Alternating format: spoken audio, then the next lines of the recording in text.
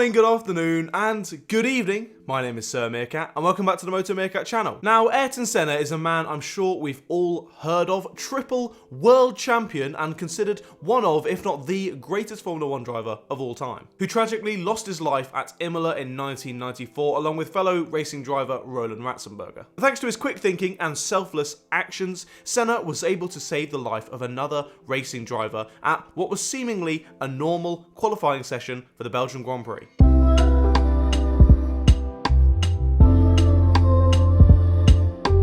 So the year is 1992, the first ever text has just been sent and the world is about to experience the second installment of the classic Christmas movie series Home Alone.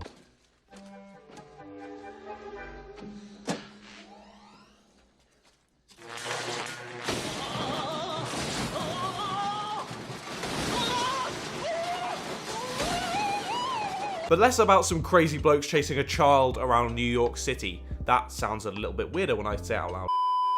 And let's instead look at some crazy blokes flying around in some 200-mile-per-hour death traps. The lads arrived in Belgium for the 12th round of the season. The grid contained famous faces such as Nigel Mansell driving for Williams, Michael Schumacher driving for Benetton, Jean Alesi driving for Ferrari, and of course our man Ayrton out there in the McLaren. There was no need for a pre-qualifying session that day as Brabham had not actually turned up for the event due to the impending sale of the team, which meant that all 30 cars left could automatically enter for qualifying. But where they started the race was still to be decided. Now this was back when qualifying was just two 60-minute sessions, and the best lap time from each driver from one of the two sessions would be compiled to make the grid for the race. If you'd like to learn more about Formula 1 qualifying formats and how they've changed over the years, I'll leave a little card in one of the corners and down in the description to go and watch my video on the topic. A man called Eric Comas was driving for Ligier in 1992. His best result up to that point had been a 5th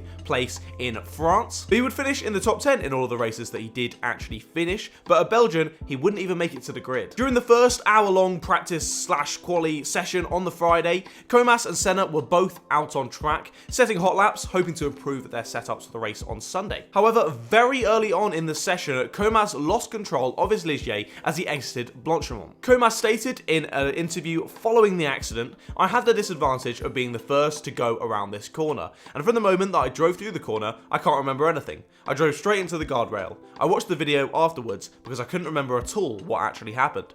A few seconds before the accident, my memory didn't save what had happened. My front right wheel hit my helmet and I was knocked out." Ayrton arrived on the scene of the accident very promptly after it had occurred and immediately noticed a large problem. As he pulled towards Comas's total car, he could hear it still sitting at around 8,000 to 9,000 RPM. As the impact on Comas's head had been so sudden, he hadn't had time to actually take his foot off of the accelerator. And with every second that passed that Eric Comas's foot was stuck on the accelerator, more and more and more fuel was being pumped into the Lamborghini V12 engine that was inside of his car. As more and more and more fuel was pumped in, it meant that the engine was getting hotter and hotter and hotter, and it was a huge risk of it exploding. But Senna, quickly spotting the impending issues, stopped his car on track, leapt out and ran over to Comas in the Ligier, searched for the kill switch and was able to manually turn the engine off. Now bear in mind, this is while the track is all still live. I mean, they obviously have yellow flags waved just before the accident, but these guys are still coming barreling around in Formula 1 cars, and Ayrton's just sprinted across the track. Now that really does take some bravery, so fair play. After Senna was able to find the kill switch and turn the engine off,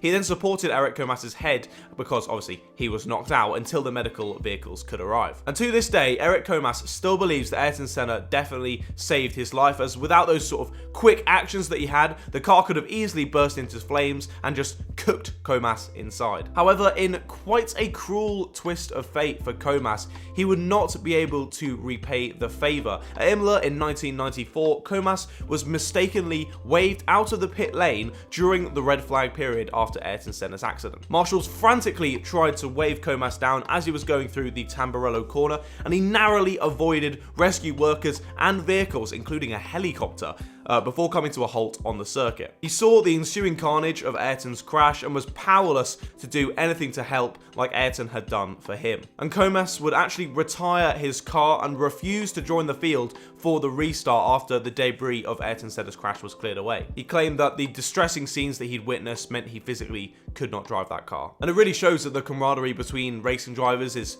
genuinely down to a spiritual level. Like, the respect they have between each other is just so fantastic and amazing to see. And it's really genuinely special. So I love to see that kind of brothership between all the drivers. But yeah, that's all for today's story. If you did enjoy this video, be sure to drop a like on it down below and subscribe to the Moto Meerkat channel because I make motorsport content very, very frequently. But is there another interesting Formula 1 story, maybe a funny one for next time? Let me know down in the comments below and I could pick yours. But otherwise, thank you so much for watching and I'll see all of you meerkats later.